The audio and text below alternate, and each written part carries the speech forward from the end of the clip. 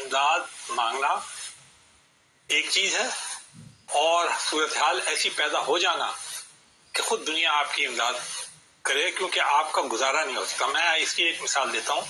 उस वक्त बहुत एक्टिव था और मैं जर्नलिज्म में था और खुद उन इलाकों में गया। आपको याद होगा आज़ाद कश्मीर में एक जलजला आया था 2005 के अक्टूबर में गालिबन, ठीक है ना।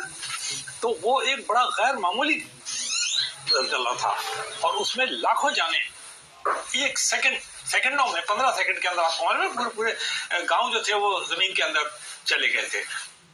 तो वो पहाड़ी इलाका, सर्दी का जमाना आ जाना, वो पाकिस्तान के बस में ही नहीं था।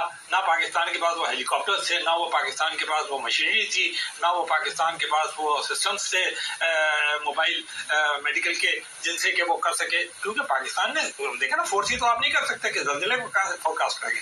एक बार मैं ये बता, लेकिन दूसरी बात तरफ आप आइए कि ये जो सैलाब वगैरह है, इनका जो मामला है वो बिल्कुल डिफरेंट है। ये पाकिस्तान में पहली मर्तबा सैलाब नहीं आया। इतने सैलाब यहाँ पे आए हैं कि कोई हद नहीं। जब पाकिस्तान, ईस्ट पाकिस्तान भी पाकिस्तान के साथ होता था, तो आपको याद होगा कि 1970 का वो जो खौफनाक सैलाब था, उसमें जो 20 लाख आदमी उसके अंदर हलाक हुए थे ईस्ट पाकिस्तान के साथ, जिसके बाद फिर 71 की जंग हो गई थी। तो पाकिस्तान में मैंने थ्रू आउट जब भी गया तो वहां से लेके पंजाब क्या फ्रंटियर से स्टार्ट होता है ये सारा सिलसिला। जहाँ से ये दरिया आते हैं, वहाँ सैलाब आते हैं, फिर आजाद कश्मीर से जो आपने 3 दरिया आपके पास हैं उनके अंदर सैलाब आते हैं। और इस मरतबा जो सैलाब आए हैं या जो पिछली मरतबा आए हैं उससे भी पिछली मरतबा 2014 को मैं रेफर करता हूँ। पहले से एग्रीमेंट होगा था। ठीक है। अच्छा, हिस्ट्री याद के ऊपर जी मुनव्वर साहब, हिस्ट्री पे जाएंगे तो हम हर साल ही देख रहे हैं कि सैलाबी सूरत हाल तो नजर आ ही रही है। ऐसे में इक़दाम क्या कर रहे हैं हम?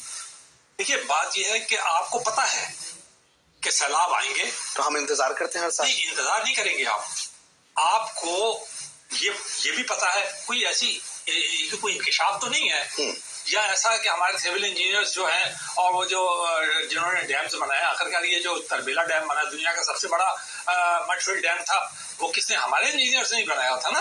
फिर वार्सर डैम किसने बनाया था? वो भी हमारे लोगों ने बनाया था। और जो बाकी चीजें बन रही हैं, जरूर हमें पैसा मिलता रहा है, वो कंसोर्शियम्स बनते रहे हैं, वर्ल्ड बैंक वगैरह शामिल होते रहे।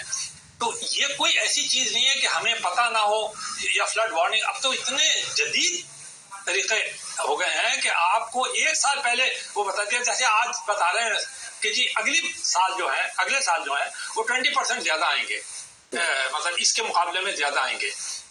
तो होना ये चाहिए कि आप उसके लिए पूरी तरीके से तैयार हो। अब उसमें तैयारी के अंदर आपने खुद जैसे शुरू में जिक्र किया था कि तैयारी का मतलब ये नहीं हो सकता कि आप दरिया रावी के बेड के ऊपर हाउसिंग सोसाइटीज बनाए। मैं एक मिसाल दे रहा हूँ। इससे पहले कराची में लियारी नदी, उसके अंदर वो जो कच्ची आबादियां थी वो एक मसला बनी हुई थी। बड़ी मुश्किल से वो जाकर आपने फिर ये लियारी हाईवे और बनाना नामुमकिन हो गया था। पाकिस्तान में ये सिलसिला हमने एक खेल तमाशा भी बना लिया है, पैसा कमाने का जरिया भी बना लिया है, और सारी हुकूमतें देखती रहती हैं इस तमाशे को, खूब अच्छी तरह जानती हैं। पिछले ब्यूरोक्रेट्स हैं जो यहाँ बैठकर अब बड़ी बड़ी लंबी तकरीरें करते हैं, बताते हैं कि हमें क्या करना चाहिए, क्या गलतियां हो रही हैं, इस हुकूमत से क्या हो रहा है, उस हुकूमत में क्या हो रहा था, खुद उन लोग के जमाने में क्या हो रहा था, जरा वो अगर आप हिसाब करें तो पॉइंट सिर्फ इतना है, सैलाब तो आएंगे। सबको पता है कि क्लाइमेट चेंज हो रहा है, ऐसे ही सैलाब आएंगे, बल्कि इससे ज्यादा सैलाब आएंगे। आपको पता है, मैं एक मिसाल देता हूँ कि ये न्यूयॉर्क में और इसमें जो सैलाब आते हैं तो ऐसे सैलाब आते हैं कि पूरे घर उड़ जाते हैं। मगर उन्होंने ऐसे इंतजाम किए हैं कि 5-6 दिन बाद पूरी जिंदगी उनकी रमादमा हो जाती है। आपको वो इंतजाम करने हैं, रोना पीटना नहीं है। भले से अगर आप समझते हैं कि इसमें आपको किसी वर्ल्ड बैंक या उसकी इमदाद की जरूरत है, दो किस्म की इमदाद होती है, आप याद रखिएगा। एक इमदाद तो है जिसे आप ठोस पैसे की शक्ल में कहते हैं। दूसरी इमदाद वो है जिसके अंदर आपको जरूरत होती है जदीद टेक्नोलॉजी की और एक्सपर्टीज की जरूरत होती है। अगर आपको दोनों में कमी महसूस होती है तो दोनों आप पूरी कर लें। वो सारे इदारे मौजूद हैं जो कि आपको ये हेल्प दे सकते हैं। ऐसी इमदाद देने में कोई शर्म की बात नहीं है किसी भी हुकूमत के लिए, लेकिन शर्म की बात यह है कि रिवर के बेड्स में हाउसिंग सोसाइटीज बनाई जाएं, दरिया के किनारों पे हाउसिंग सोसाइटीज बनाई जाएं। खुद पाकिस्तान, मैं हमेशा एक कदम आगे जाता हूँ, सिर्फ हुकूमतों को ब्लेम नहीं करता। मैं सब जानता हूँ ये हुकूमतों के खेल क्या है, और आपके सामने इन्होंने बहुत तफसील जिक्र कर दिया, लेकिन खुद अवाम जो है इस तमाशे में शरीक होते हैं। कोई बात नहीं करता इनके ऊपर, किसी की हिम्मत नहीं है कि वो ये कहे कि भाई दरिया के अंदर आप क्यों रहते हैं। मैं आपको एक सिर्फ रावी की मिसाल देता हूँ। आज से 6, 7, 8 साल पहले रावी एग्जिस्ट ही नहीं करता था। वो एक फिल्थ का दरिया था। सारा जो गंद था ना, जैसे कराची के अंदर जो गंद है वो आप समंदर के अंदर फेंकते हैं, उन नालों के जरिए जो कि एक जमाने में यहाँ पे नदियां और दरिया हुआ करते थे। आपने रावी को एक फिल्थ का दरिया में कन्वर्ट कर दिया था। इमरान खान का जमाना आपको याद है? वो तो एक बहुत बड़ा कोई मंसूबा लेके आ रहे थे कि जनाब यहाँ पे सोसाइटियां बनेंगी, हाउसिंग सोसाइटी होंगे। तो आपको दिया हुआ एक दरिया, उसको आपने फना कर दिया। मैं ये, क्योंकि लोग इतने उसमें नुकसान उन्होंने उठाया, तो ये कहना कि जी अच्छा हुआ बुरा हुआ, ये गलत बात है। लेकिन अब वो रावी का दरिया नजर तो आ रहा है बहता हुआ, लेकिन अगर आपने प्रॉपर तरीके से उसकी रीसेटिंग वगैरह की होती, आपने एक्सपर्टीज को इस्तेमाल किया होता, दरिया रावी लाहौर की पहचान रहा है हमेशा से। में आलमी सतह के ऊपर जब ये मामला उठाया जा रहा होता है तो हमेशा हम देखते हैं कि पाकिस्तान के लिए एक बात की जाती है कि जी पॉपुलेशन बहुत ज्यादा है, हमारे पास रिसोर्सेज कम है। क्या वाकई सिर्फ यही एक मसला है? सबसे पहले तो मैं आपको एक बात बता दूं, ये जो एससीओ की कॉन्फ्रेंस है जी, इसके अंदर कोई इस किस्म की चीज नहीं है कि इमदाद आप देंगे या किसी से इमदाद आप मांगेंगे। जी, इसका आप एजेंडा पहले आप उठा के देख लें तो उसमें कनेक्टिविटी है, ग्रीन एनर्जी है, और उसके बाद आईएल है। और पाकिस्तान जो है, ये जो मौजूदा हुकूमत है, ये बिल्कुल फोकस्ड है इस मामले के अंदर। आपने देखा होगा कि सबसे ज्यादा जोर शहबाज शरीफ जो है वो इन तीनों चीजों पे दे रहे हैं। ठीक है, तो पाकिस्तान का वहां जाना जो है वो बहुत लाजिम था, क्योंकि आपको वेस्टर्न जो रेस्ट्रिक्शंस लगी हुई हैं आईएल के ऊपर और वेरियस किस्म के सैंक्शंस अमेरिका लगा देता है या वेस्टर्न कंट्रीज लगा देते हैं, उसके बाद ये चीजें हासिल करना तकरीबन नामुमकिन हो जाता है। और आजकल के जमाने में जब तक कि आपके पास ये सारी टेक्नोलॉजी ना हो, आईएल ना हो और ये आईटी के अंदर आप एडवांस ना हो और फिर एडवांस सिस्टम्स ना हो, तो वहाँ जहाँ एससीओ में जाना पाकिस्तान का बहुत अच्छा एक वो है, भरपूर है। गो वहां पर सूरत हाल बहुत डिफरेंट हुई है।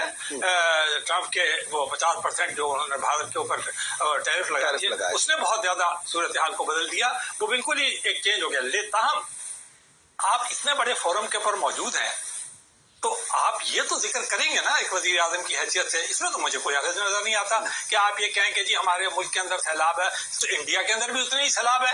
अगर आप देखें तो चाइना में सारे इस इलाके में सैलाब है, कोई खालिद कोई पाकिस्तान में सिर्फ पंजाब में या सिंध के अंदर सैलाब आए हुए हैं, ऐसा कुछ नहीं है। आप जरा उठा के तो देखें, पढ़ के देखें, अखबार पढ़ के देखें, जरा बाहर निकले तो आपको पता चलेगा। सारा ये जो इलाका है मानसून का इलाका होता है, जो शुरू होते हैं जनाब तकरीबन 12 जुलाई से और खत्म होता है जाकर 12 सितंबर के ऊपर। ये 2 महीने बड़े शदीद सैलाब। अब चूंकि इसके अंदर ये ग्लेशियर्स का पिघलना ऐड हो गया है, फिर ये कि रिवर्स का उसमें आ जाते हैं, तो फिर वो यकीनी बात है कि जोर पकड़ता है। फिर आपने वो जैसे कि अभी आपने तस्वीर देख रहे हैं, मैं दोबारा नहीं चाहता जी, एक कनेक्टिविटी बताइएगा मुझे कि एक हम क्लाइमेट चेंज की बात कर रहे हैं। क्लाइमेट चेंज एक जानिब हम देखते हैं ग्लेशियर्स पिघल रहे हैं, फिर वो पहाड़ों से होता हुआ पानी जो है वो रास्ता हुआ आ रहा है, तो ये भी सैलाबी सूरत हाल पे असरअंदाज कर रहा है ना। देखिए मैं आपको एक बात बता दूं, हमें ये बहुत सारी बातें पता होना चाहिए। हम हवा की दुनिया में रहते हैं और पढ़ते बढ़ते नहीं है, और ना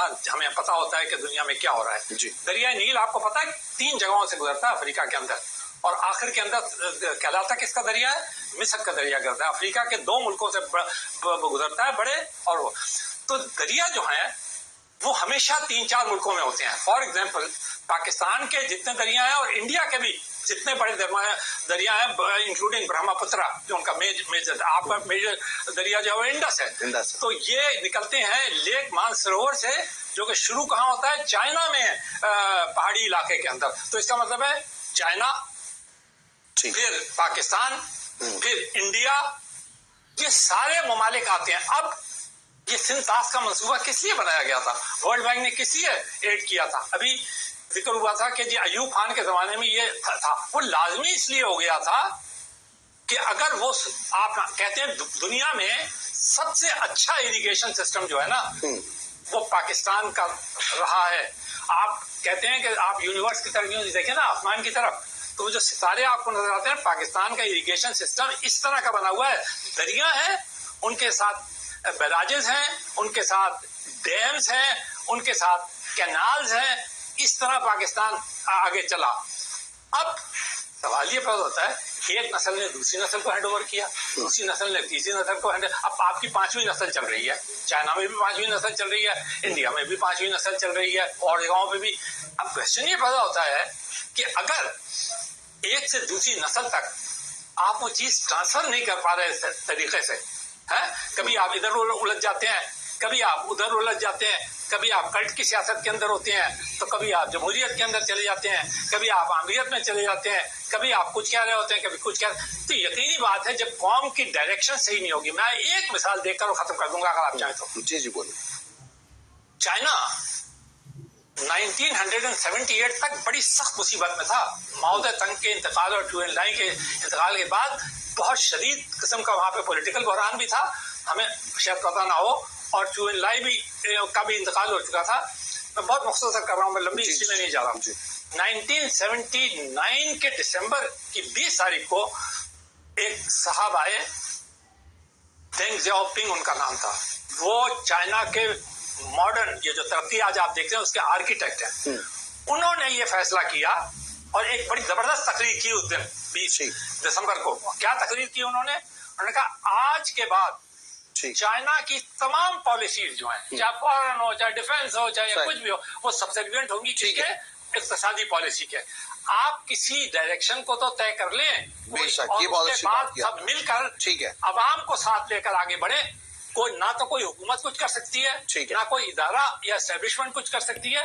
पाकिस्तान के ये 24 करोड़ आवाम जो बैठे हैं ना, ये अगर सिर्फ बातें करते रहे और हाथ में हाथ धरे बैठे रहे, ठीक है, तो फिर कुछ नहीं होगा। ठीक है, बढ़ेंगे। दूसरी जानब हम देख रहे हैं बड़े अल्फाजों का इस्तेमाल होता है कि कच्चे में पानी आ रहा है। इससे पहले तो कच्चे के डाकू बड़े मशहूर नजर आ रहे थे। क्या कच्चे के डाकू डूब गए हैं? क्या मामला है? मैं तो खुद आपसे ये पूछ रहा हूँ, बनने वाला था, और आपकी वसात से जी तमाम हुकूमत, क्योंकि बहुत ज्यादा जिक्र हो रहा है कि कच्चे में सैलाब आ रहा है, कच्चे में तो कोई जा भी नहीं सकता था। तो मैं वहाँ तो कोई जा ही नहीं सकता। वो इलाके तो आउट ऑफ बाउंड थे। हुकूमत की पुलिस और हुकूमत के रेंजर्स तक तो वहाँ जा नहीं पाते, अगवा करके लोगों को ले जाते हैं और वहाँ पे। तो अब मैं ये जानना चाहता था कि कच्चे कौन सा वाला कच्चा है वो, जिसके इलाके, मतलब ये डिफाइन होना चाहिए ना। हो सकता है मैं किसी या आप किसी और कच्चे को समझ रहे हो, मगर हमारे जहन में जो आज तक लफ्ज डाले गया है वो कच्चे का, वो तो डाकुओं के हवाले से कच्चे में ले गए वो, है ना। तो पहली बात तो ये वाली है। और दूसरी बात ये है कि कच्चे का इलाका हो या पक्के का इलाका हो, ये इलाका तो पूरा का पूरा एक सूबे सूबाई हुकूमत के तहत आ रहा है या वफाकी हुकूमत के तहत आ रहा है। इन दोनों को कोऑर्डिनेट करना चाहिए। दोनों को जो है पार्टियां हैं वो एक दूसरे के साथ मिली हुई भी है ना, एक दूसरे की इत्तेहादी भी है। तो उन्हें चाहिए कि वो कच्चा हो या पक्का हो। ये कोई तशखीस थोड़ी है कि कच्चे में है तो आप ज्यादा कार्रवाई मुकम्मल तौर पर, और जो पक्के में है तो अगर पानी आ जाए तो कोई बात नहीं। मतलब है कि दूसरे अल्फाज में क्या आप यूं कहेंगे कि जी कोई बात नहीं, हैदराबाद कराची और इधर उधर अगर बारिश आ जाए, खूब सड़कें टूट जाएं और लोग जो है उनकी घरों के अंदर पानी चला जाए तो कोई बात नहीं, लेकिन कच्चे का लफ्ज बार बार आप, तो मेरे ये बात ये है, हुकूमत की जिम्मेदारी तो हर फर्द है मेरे भाई। बिल्कुल ऐसा ही है। एक एक जान की जिम्मेदारी आप लेते हैं जब आप हुकूमत में जाते हैं, और इसकी जवाबदेही यहाँ नहीं करनी पड़ेगी आपको, इस जवाबदेही किसी और के सामने करनी पड़ेगी, बड़ी मुश्किल होगी वो। ठीक, अच्छा, ये जवाबदेही की जहाँ बात हो रही है, वहीं दूसरी जानिब अगर हम देखें तो अब हमें नजर आता है कि सैलाबी सूरत हाल जो है इसमें अब हमें अनाज का बहरान होता हुआ नजर आ रहा है। एक जानिब हम देखते हैं सैलाब मुतासिर की बहाली का मामला है, और आने वाली महंगाई एक जानिब है। हुकूमत के लिए कितना ज्यादा एक बड़ा चैलेंज होगा। ये बहुत जबरदस्त आपने बात कही है। असल में पाकिस्तान में ये एक बहुत बड़ा मसला कहा यह जाता है। अभी देखिए ना, अभी कुछ दिन पहले ये कहा जा रहा था कि जी पाकिस्तान में चीनी तो बेताश है, इस कदर चीनी है कि कोई हद नहीं। ओवर फिर कहा गया आगे जी गंदम के अंदर पाकिस्तान की बम्पर फसल हुई है ना जी। लेकिन जब ऐसा वक्त आता है सैलाब वगैरह तो आपका काम यही होता है ना कि आप वो चीजें स्टॉक करके रखते हैं। ये थोड़ी कि आप उस वक्त भगदड़ शुरू कर देते हैं, भागदौड़ शुरू कर देते हैं। हम तो महंगे दामों दूसरों को दे देते हैं, दूसरे कंट्री के लोगों को देते हैं ताकि हमारे पास जरा मुबादला ज्यादा है। चीज मैं आपके सामने लाना चाहूँ, मैंने खुद देखा है अपने आप को जी। और बड़ी दुख और अफसोस की बात है, वो हमारी कौम की अखलाकी गिरावट को भी बहुत शो करती है। जो माल, जो चीजें खाने पीने की, कपड़े और ये चीजें हम सैलाब या मुसीबत तथा भाइयों के लिए देते हैं ना, वो बाजारों में बिक रही होती हैं जाके। अब उसके अंदर कौन कौन शामिल होता है मुझे बताने की जरूरत नहीं है। अच्छा, इसमें बड़ी अच्छी बात है, यहाँ दो चीजें जो है वो इनका